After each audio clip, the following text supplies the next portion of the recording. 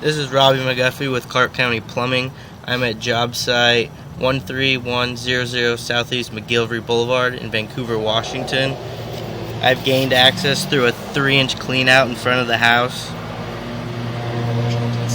and I've pushed out to the city main at about 102 feet.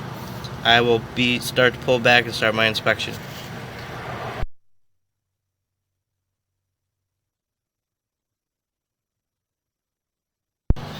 Right now it seems to appear to be 4-inch concrete.